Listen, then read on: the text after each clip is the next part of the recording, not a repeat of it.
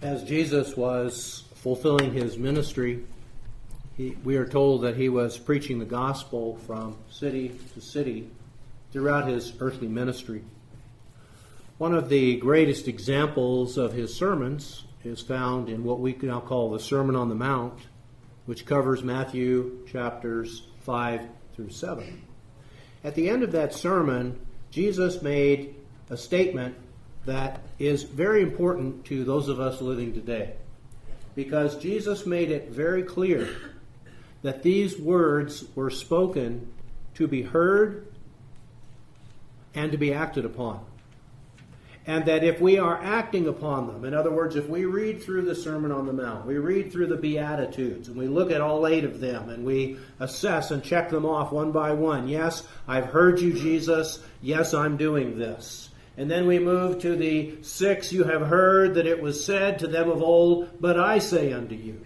And then as we continue through the sermon, it becomes a checklist in which these sayings of mine, first of all, we hear them. Secondly, we do them. If we are hearing them and doing them, then Jesus said we are just like a wise man who built his house on the rock. Because we know a flood is coming. Not a flood of water, but a flood of fire. A fire in which the heavens and the earth will be burned up. And our house will be burned up unless it is built on this rock. And that's what Jesus is describing here. Not our physical house, but the spiritual house that we are building for ourselves. On the other hand, as we read through these points in the sermon, and we have to say to ourselves, I'm hearing them, but I'm still not doing them. I won't do them, or I can't do them, or I haven't learned how to do them, or whatever excuse we want to make. Jesus says, if you're not doing them, then you're like a foolish man who built his house on the sand. So it becomes a very simple matter, and I think it's something we should do, and maybe more than just once a year, and that is read through the Sermon on the Mount and make a personal assessment. How am I doing with this? How am I doing with these things that Jesus said I will come face to face to again on the judgment day? On the judgment day, as Jesus said in John chapter 12 and verse 48, the judge will be the words I have spoken. There's not going to be anything unusual. There isn't going to be any tests given that we're not prepared for. He's already told us exactly what it is that he expects of us. And so each staying is like a single stone in our foundation. So we are building our foundation, our spiritual foundation, upon which we will stand before God and either hear, well done, good and faithful servant, or we will hear, you foolish and slothful and wicked servant. And it all is based on the stones in our foundation. The more stones we have, the more solid our foundation. The more gaps we have as we read through these things. Well, I'm not doing this and I'm not doing this. Well, that's a gap. That's where the water can pour through. That's where you still have sand. And so each missing stone is weakening and threatening the whole. Now, so far in our series, we have looked at these points. I just want to review them very quickly. Jesus said, blessed, which literally in the original language meant fortunate, highly favored, or honored. These were things that Jesus believed would make us very precious to God. These are things that Jesus stated would bring favor and honor and good fortune to us. So they are not things to overlook. And so as we look at these things, blessed are the poor in spirit, for theirs is the kingdom of heaven. How do we see ourselves regarding the gospel of Jesus Christ? Are we the recipients of God's grace and God's wisdom and God's power? Or are we working with Him and somehow we can contribute and we can add our own ideas to what He has given to us? And the answer is not a bit. We are poor. We have to beg. We have nothing to bring to God. We are dead in our trespasses and in our sins. We have nothing that God needs from us. All wisdom comes from Him. All knowledge comes from Him. Eternity comes from Him. His lifestyle is an eternal lifestyle. Ours is a temporary one. We are transient here. We are here for 70, maybe 80 years is all we're going to be here. So we need to be poor in spirit, because if we are poor in spirit, the kingdom of heaven belongs to us. But if we start being proud and arrogant and adding our own ideas, then suddenly we will find ourselves cast out of the kingdom. Blessed are those who mourn over their sins. Paul said, godly sorrow produces repentance. How sorry are we when we sin? How bad do we feel about the things that we commit that God reveals as evil, and God reveals that Jesus had to die on the cross for?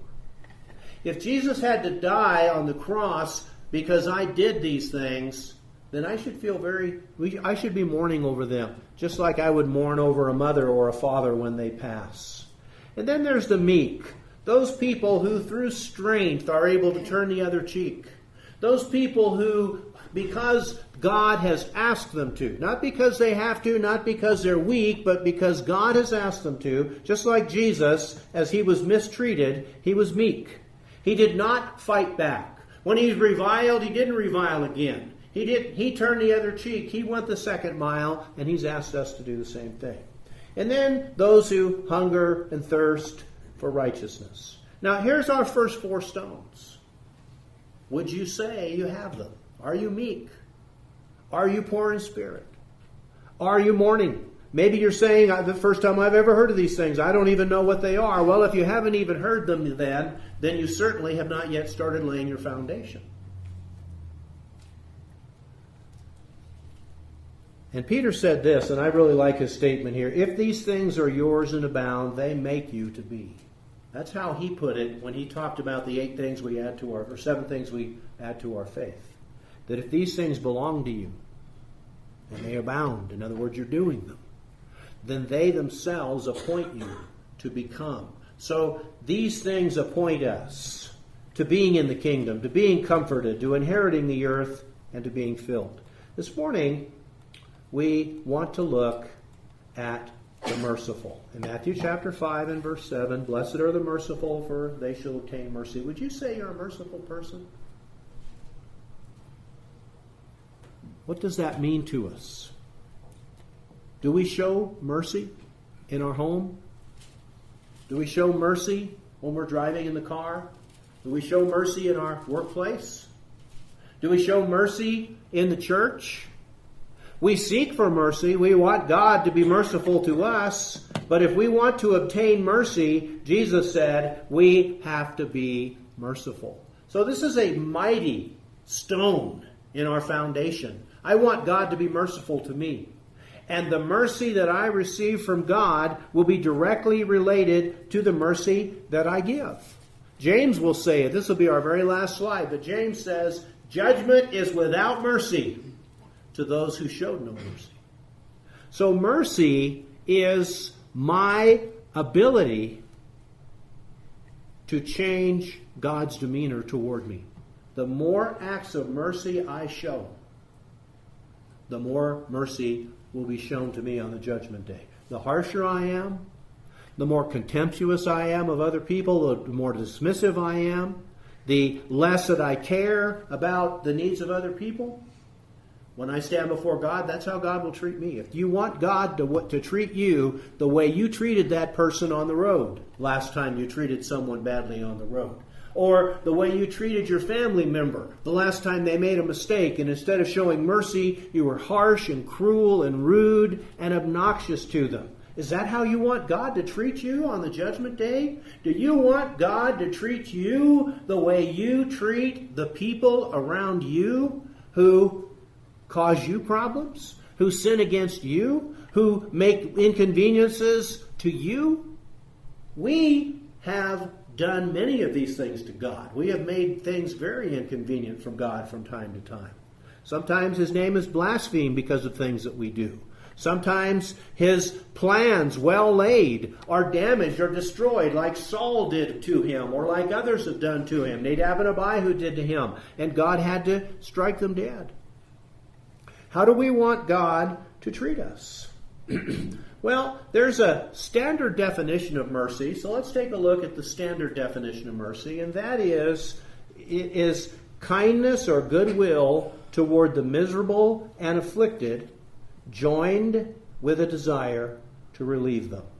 Now, generally speaking, we put this on a physical level. This is the poor, this is the people who have problems in this life, and our desire to alleviate their circumstances. But in the spiritual realm, it also works because the Scriptures also teach that we are miserable and afflicted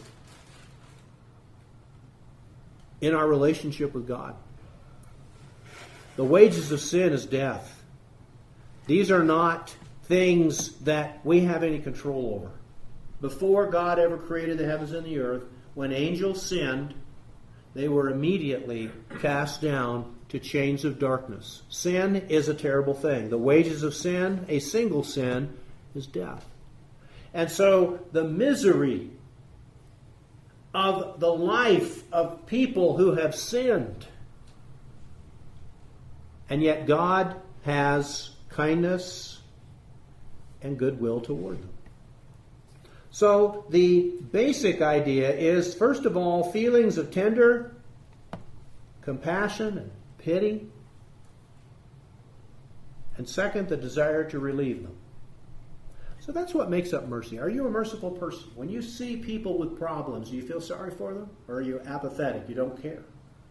Do we feel contempt? It's their fault. They're the ones who brought this on themselves. And so why should I get involved?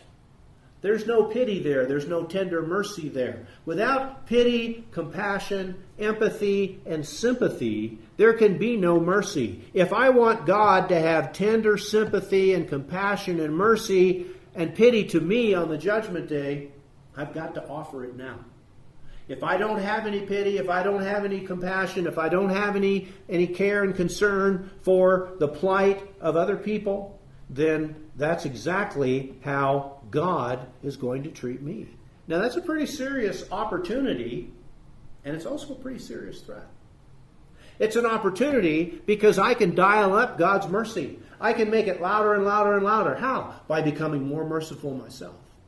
By learning that by my feelings of pity and compassion toward the problems of other people, and being patient and kind and compassionate with them in those struggles, then I know that on the judgment day, that's how God's going to treat me. Now, that's a pretty cheap reason to do it, but it's one of the reasons the Lord gives. I think there's a more important reason to do it, and that's because that's how God is. And I want to be like God. But if that's not enough for us, then that's what the Lord wants us to understand. And so there's no mercy unless we have. Now, there's a much more important definition, though, and that is that the Greek word for mercy is a pathos. Now, I'm giving you a reason for giving you this Greek word pathos because it's come into our language with the word passion, with the word sympathy. The pathy, sympathy, empathy, apathy are all three terms that describe the pathos, which is a strong emotion. Let's face it, when my mother dies, I have strong emotions. When your mother dies, I don't have those strong emotions unless I'm going to feel sympathy towards you. In other words, your passion is now my passion. That's what the Good Samaritan did. When the Good Samaritan saw the man beaten and left for dead, he felt that same passion that the poor man felt. In other words, he empathized with him. He felt sorry for him. He sympathized with him. He allowed the circumstances and the events that caused him a problem. I know exactly how he feels. You know, really it comes back to righteousness. Righteousness means I know what's fair, and I'm going to treat you fairly. And I know what's mine, so I know what's yours, and I'm not going to take what's yours. So righteousness is don't steal, don't covet, don't commit adultery, don't murder. Why? Don't bear false witness, because I'm taking something that's yours, and I wouldn't like it if you took that from me, so I don't want to take it from you. In other words, I can feel your feelings. That's the difference between a merciful person and an unmerciful person. That's the difference between a sympathetic person and an empathetic person. An empathetic person is somebody who feels your pain. I feel your pain, sometimes people will say. And if they really mean that, then that's the first step toward mercy. But then something else has to happen as well.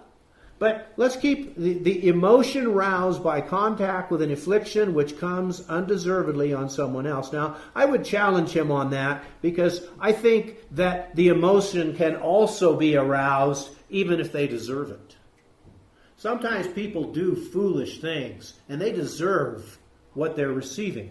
But that doesn't mean I can't feel sorry for them. We deserve to go to hell. We deserve to be punished for our sins. But God still feels sorry for us. And that's kind of the direction that we want to look as we go here. But let me just talk about these three terms real quickly. Apathy means I don't care. I can't feel your pain. I don't care what happens to you. It doesn't bother me. Because it has no impact on me. And the further away you are from my life, the less I could care about you. So those people driving down the road, they're just a bunch of ants. They don't mean anything to me. And if they get in my way, it's just irritating to me. And that's apathy. And I'm speaking facetiously right now. I'm not saying that's how I actually feel, but I'm just saying that's how this person is. They don't care. That's what a mass murderer is. They don't feel the pain of their victims. If they did, they couldn't do it. You and I could not treat people like that because we would feel sorry for them. And it would keep us from being able to act in ways like that. But there are people out there who don't have any of those feelings. And that's an apathetic person. A sympathetic person is somebody who feels with. And so I feel along with you. I've lost my mom, so I know how you feel. Now, if I haven't lost my mom and I say I know how you feel, then that's a little bit of a stretch because oftentimes you can guess how bad it is, but unless you've actually gone through the process and felt the pain, you can't really fully understand and be fully sympathetic and empathetic. So in Hebrews 4, we see it all tied together. We do not have a high priest who cannot sympathize with our weaknesses. He feels our pain. He was in all points tempted as we are, yet without sin. Now, that would give him the right to look down on us. That would give him the right to be cynical or contemptuous. What's the matter with you people? Can't you get it together? Can't you do anything right? Now, there's a lot of bosses who act like that, but not Jesus. Jesus has mercy. And if your boss has mercy, when you make a terrible mistake, you don't want to go in and tell him because you know it'll hurt him, but you're not really afraid because you know that he will feel sorry for you and he will feel bad for you because you did this, and he will feel almost as bad that you did it because of the pain you're going through. That's the kind of boss I want anyway. Isn't that the kind of boss you want? Somebody who has empathy and sympathy? Somebody who says, I know exactly how you feel. I've done similar things in my life. And I feel sorry for you, and therefore I'm going to help you out of this situation. I'm not going to condemn you. I'm not going to mock you. I'm not going to scorn you. I'm not going to punish you. So we do not have a high priest who cannot sympathize with our weaknesses. Verse 16, let us therefore come boldly to the throne of grace that we may obtain mercy and find grace to help in time of need. Now, I say this passage has it all because there were the three things, or two things actually, that have to do with mercy. One is feelings of tender pity and compassion and sympathy and empathy, and two is a desire to help. Well, we have the word mercy, and we also have the word grace, which means the gifts that we don't deserve that will be given to us. So we have the empathy and the sympathy in verse 15. We have the mercy, verse 16, and we have the gifts that are necessary also in verse 16. Now that's what mercy is. And that's what God, when Jesus says, blessed are the merciful, for they shall obtain mercy, that's what he wants from us. He wants sympathy. He wants empathy. He doesn't want us to go through life apathetic. He doesn't want us to go through life not caring about the needs of other people. And sometimes that's a challenge. Some people have more empathy than others. Some people have a great deal of sympathy and empathy toward other people. They feel sorry for them. For some people, it's so strong that they almost can't handle life, because every time they read about other people's problems, they get so worked up over it that it maybe takes them a while to get over it. And of course, those people, they have to temper their sympathy and empathy, but those people at least have a good starting point. It's better to have too much and work with it than it is to not have enough. Because if you don't have enough, you will never have the mercy of God, and therefore you will never receive that mercy from God. So there's sympathy that will help. There's mercy that will find grace to help in time of need. So the Good Samaritan is a classic example of mercy. While the Levite and the priest just looked the other way. They didn't care. I mean, they should have felt empathy. They should have felt sympathy, but they didn't. They just looked the other way and walked on. But the Good Samaritan, when he saw him, he had compassion. Now, there's a word we haven't talked about yet, but there's the word passion, and calm is the Latin word for with. So, feeling strongly with. The man saw the man beat half to death, and he put himself in his place, and he said to himself, I've got to do something.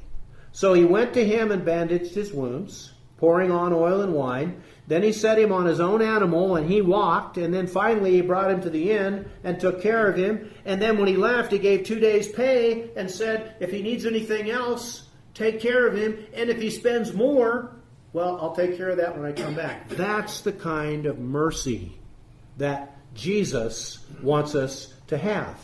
But then there's the prodigal son. The father saw him and had compassion and ran and fell on his neck and kissed him. But the brother didn't care. The brother said, why would you waste your money on that worthless wretch who spent all your money with harlots? And here was the man's answer. It was right that we should make merry and be glad, for your brother was dead and is alive again and was lost and found. He had compassion. He put himself in the son's position. And he said, I feel so bad for you. I wish you hadn't done these things, because I know how terrible you feel now, and I wish there was something I could do, and so I'm going to restore you as much as I can to your former position. But not the brother. The brother had no compassion. The brother had no sympathy. The brother had no mercy. Now, I believe this could be the plank. I really think this is probably the plank that Jesus is talking about, is mercy. Let's see what he says. Judge not that you be not judged, for with what judgment you judge, you will be judged, and with what measure you use, it will be measured back to you. And why do you look at the speck in your brother's eye, but do not consider the plank in your own eye? Or how can you say to your brother, let me remove the speck from your eye, and look, a plank is in your own eye? Hypocrite! First remove the plank which is from your own eye, and then you will see clearly to remove the speck from your brother's eye. What do you think Jesus is talking about here? What do you think this plank is that keeps me from seeing clearly? I think it's a lack of empathy and a lack of sympathy that causes me to look down and pass harsh judgment on the sins of other people, but to give myself a pass. My sins are normal.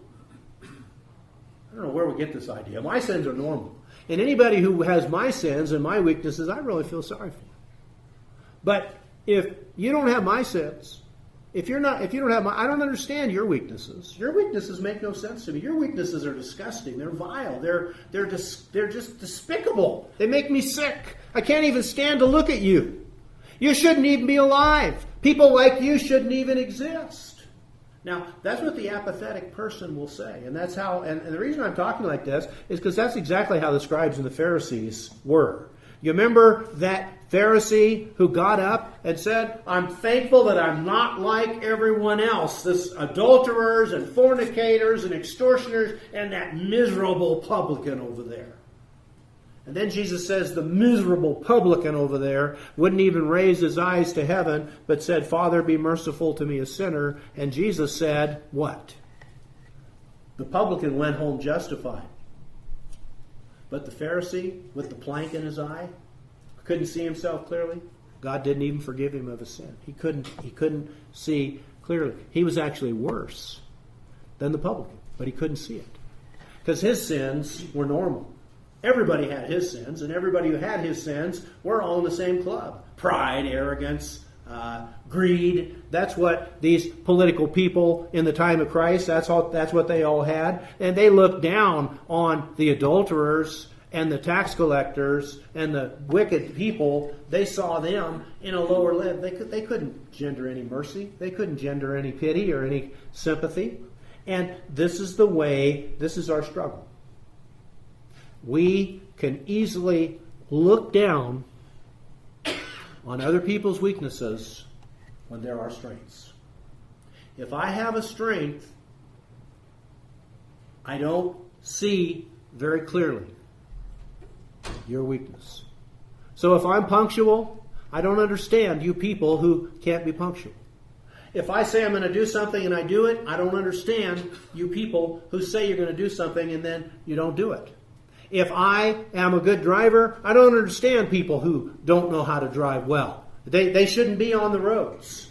And so we pass these harsh judgments on other people. Those are planks, brethren, that need to be removed because there's no place for them. Jesus was without sin, and yet he has compassion to us because he can understand why, with the circumstances and events that we pass through to get where we are, he understands why we are the way we are. And you could understand that about me, and I could understand that about you if we just take the time to get to know each other. If we just take the time to become empathetic and sympathetic and to care. And so, blessed are the merciful is a big sandwich to swallow. If we want to have mercy, we're going to have to leave apathy and contempt and grow in sympathy and empathy. That's probably the biggest problem most of us face with mercy. It's easy to show mercy when you feel sorry for people. When you have empathy for them, when you have compassion for them, when you understand what they're going through. It's easy. And for most of us, again, we're very merciful for the things we understand. It's the things we don't understand. It's the things that are different from us. That's where we get the planks that cause us to be unable to see clearly. And so you may be even more godly than me, but I can't see it because of the plank in my eye, because your weakness is foreign to me and I don't understand it and I can't accept it and I just feel contempt toward it. And that's the plank that the Pharisees had toward Jesus. That's the plank that the Pharisees had to that woman taken in adultery. They didn't care about that woman taken in adultery. They only wanted to use her to destroy Jesus. They didn't care about her at all. He cared about her. And that was the difference. And he told her, don't sin anymore. He didn't give her a pass. But he showed mercy. They didn't. They brought her and shamed her and used her in a despicable way, and they must have left a terrible taste in her mouth, especially when they left the man and just brought her. Because they were both taken in the act, it says, but why didn't they bring the man? There was some serious planks going on in that situation. If Jesus could be without sin and feel empathy and sympathy, then there's no excuse for us. Maybe I don't understand homosexuals. Maybe I don't understand mass murderers. Maybe I don't understand kidnappers or adulterers. Maybe I don't understand things like that because those are things that I've never done and I'm not interested in. But I can still feel sorry for them because I have my own weaknesses. And if I just take my weakness and say, he feels the same way toward that as I do toward this, and he's struggling with that as I am toward this, and suddenly the plank goes away and I can see clearly. And suddenly, now we can reason. And I can talk to him and I can say, I really feel sorry for you. And let me show you the scriptures that can help you with this. And you're going to have to fight this battle each step of the way, but you can do it. And so we have to be able to do that because of the golden rule. So the key to mercy, and if Hebrews 5 says this, he can have compassion on those who are ignorant and going astray, since he himself is also subject to weakness. It's critical, brethren. The next time you have a harsh thing to say to someone, a harsh judgment that you're going to pass, and maybe you're not going to say it to them, you're going to say it about them to someone else, or you're just going to think it. But it comes from contempt, it comes from apathy, it comes from no mercy, no compassion, no empathy, no sympathy. Why? Because I'm not making the application. The application is very simple. I have my weaknesses, and you have your weaknesses. And they're different, but they're the same. Because there has no temptation that anyone has been tempted with that is not common to man. In other words, there is nothing that is beyond the pale. The Pharisee who said, I'm not like these people, was wrong. He was just like them. He was just like them because we're all sinners. And that's what that's what Paul said in Romans chapter 2. If you commit adultery,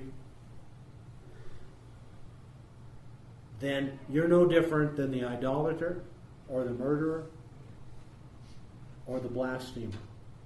It's just a different sin. And so he himself is subject to weakness. We've got to make that application. I'm no different than anyone else. I'm no better than anyone else. I'm no worse than anyone else.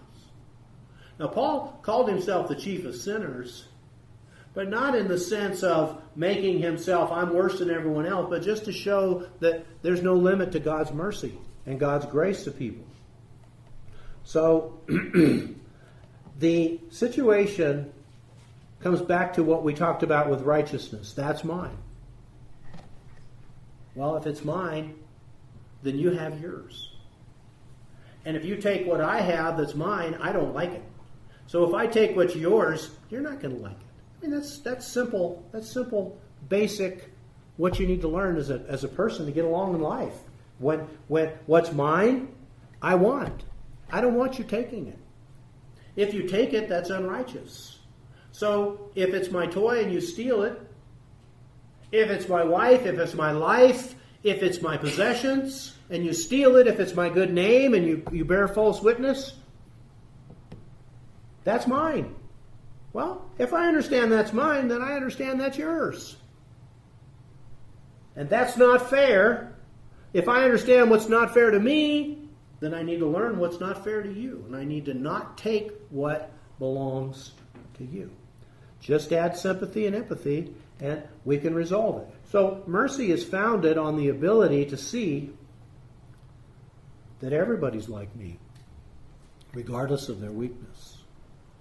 And I can quickly become sympathetic and empathetic by understanding. It's the first time I hear of somebody's sin, and oftentimes I just shake my head, I'll get sick, I'll get disgusted, I'll get irritated, but then I'll sit myself down and I'll remember that verse in chapter 5 there of Hebrews, and that is, I've got to have compassion because I'm subject to weakness too. I can't be a hypocrite. God would see me with the biggest plank in my eye if I can't see that His weakness is exactly like my weakness. Brethren, every time we feel contempt towards someone for something that they've done, we are manifesting a lack of mercy. We are manifesting a lack of understanding that we are not a judge. We are all in the same world, and we're all struggling with the same sins and the same weaknesses, even though they're different. I think you understand now what I mean by that.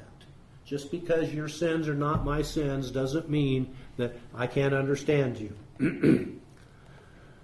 So in James chapter 2 and verse 13, judgment is without mercy to the one who has shown no mercy.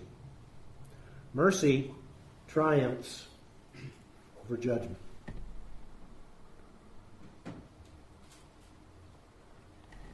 Let's go back to that woman caught in the act of adultery. They drug her to Jesus so that they could use her. They didn't care about her soul. There was other ways to handle what they did. Jesus wasn't even a judge. They had no business taking that woman to her. He had nothing to do with it. He wasn't a witness. He hadn't seen anything. There was no way. She was just a tool to them. They didn't care about her at all. There was no mercy at all in the hearts of those people, because they did not understand her plight. They did not put themselves into her shoes. There was no mercy. And Jesus has made it very clear, if you want mercy, you have to show mercy. So what about us? Are we merciful in the way we treat our fellow man? Like I say, on the job, in the home, in school, in the church, on the road, in commerce, in our dealings with our friends and neighbors? Are we merciful? Are we compassionate? Is our first choice understanding and sympathy and empathy and pity and a desire to understand and then a desire to help? Is that our initial response? Or is our initial response apathy, contempt, disgust, harsh judgments, a plank that keeps us from even seeing that that person is just like me, and I need to feel sorry for him, and I need to want to help him, just like the Good Samaritan did in his situation? So, judgment is without mercy to those who have shown no mercy. So, what about that foundation stone? Would you say you have that foundation stone? Is this in our... Are we hearing these words and doing them? Are we the wise man who's building his house on the rock? Or have we heard this sermon before and made up our mind then, I need to make some serious changes, but I haven't yet? Or perhaps we're saying to ourselves, I've come a long way on this one. I still have a ways to go, but I'm coming along. I'm moving along. Judge not that you be not judged. Now, Jesus is not saying, obviously, that we shouldn't pass judgment, but he's looking at the criteria for our passing judgment. There's a very different judgment that the Pharisee passed on that publican in Luke 18 than the judgment that Jesus passed on the world when he so loved the world that he gave his life for us. A very different assessment. The kind of assessment that that publican was given by that Pharisee is what Jesus is talking about here. So remember this. The way you judge, you're going to be judged. If you're harsh, if you're contemptuous, if you're apathetic, if you don't care, then just expect that that's exactly how God's going to look at you when you come into the room. You know, when we violate a law and we have a court date with a judge, and we're put in a position, I got to go before this judge. I have no idea what kind of judge this is going to be. But I know what I'm praying for. I'm praying for a merciful one. I'm praying for a sympathetic one. I'm praying for a compassionate one who will understand, because I want to go in there and plead my case. Judge, here's what happened. If the judge starts out, I could care less what you're going to say. I hear stories like yours every day. I know you're guilty, and I'm just going to punish you. My heart goes down to my toes. Because I don't have a chance. This guy has the authority. Well, when I go before God on the judgment day, I can dial that up. I can have that kind of a judge if that's the kind of judge I am. If I've got that plank in my eye and everybody's a jerk and everybody's stupid and everybody's an idiot and nobody deserves any compassion or mercy and I never am understanding or compassionate, you just count on it. When you go before God, with the measure you use, it will be measured back to you. So judge not, and you shall not be judged. Condemn not, and you shall not be condemned. Forgive, and you will be forgiven. So mercy on the roads. Road rage would disappear if we just had more mercy, if we just had more understanding people who could put themselves and say, you know, that guy just made a serious blunder, but I've made blunders, and I feel sorry for him. Now, we don't hear that very often. And we don't think that very often. But that's the right way to approach it. And I'll guarantee it's a whole lot easier to turn the other cheek and go the second mile and be defrauded if you start with empathy and sympathy than it is if you're already contemptuous and you're already disgusted and apathetic. You can't do it. And so if you find yourself never able to turn the other cheek, I can tell you where the problem is. You aren't making the application that your weaknesses are different but the same. And what that person just did, you could have done. How's it put there? But for God's grace, I might have gone. And so these are things for us to give serious consideration to, because they are a very important stone in our foundation. So let me just read this last verse, and then the lesson will be yours. Therefore, as the elect of God, holy and beloved, put on tender mercies, kindness, humility, meekness, long-suffering, bearing with one another, and forgiving one another. If anyone has a complaint against another, even as Christ forgave you, so also you must do. But Lord, don't you understand? My sins are normal. How could you expect me to forgive him for what he just did to me? And the Lord's looking at me going, what is the matter with you? They're the same. But above all these things, put on love, which is the bond of perfection. And so, mercy is very introspective. It starts with one point. Do you care about other people? Do you care about their souls? Do you care about their needs? Are you willing to spend and be spent for their souls, as Paul said? Are we willing to, why not rather be defrauded? Why not rather accept wrong? And are we willing, like Paul said in Romans 14 or 15, that we that are strong ought to bear with the infirmities of the weak and not to please ourselves? And so mercy is a critical stone because it affects so many other things. It affects our evangelistic abilities. It affects our bearing one another's burdens and so fulfilling the law of Christ abilities. And it certainly affects our abilities, our reputation for forbearance and our reputation for kindness and compassion. Because when we're confronted with a serious problem, our initial response is us. You can't hide that. If you're irked, if you get that scowl, if you get that look in your eye, if you start yelling and you start berating, they know. You don't care about this person doesn't care about me. This person doesn't have any mercy or compassion. And a lot of us have to struggle with that. And so as we now pick up the song of encouragement, it's time for us to make a mental assessment of what we need to do with this information. Do we need to make any changes? This is a sermon. It's an opportunity for you to lay another foundation stone, or an opportunity for you just to go out tomorrow and forget, and it's as though this sermon never happened. So what is the step? That's the name of our song, number 319, Only a Step. Is there a step that needs to be taken today? Does someone need to come forward? Do you finally need to obey the gospel? Have you not yet done it? Is there an opportunity here for you to make a change? Is there someone you need to go talk to? Remember what Jesus said, if your brother has aught against you, go show him his fault before you bring, or be reconciled to your brother. Either way, only a step.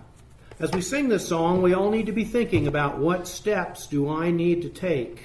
And if we can help you in any way, we would like you to take that step forward while we together stand and sing.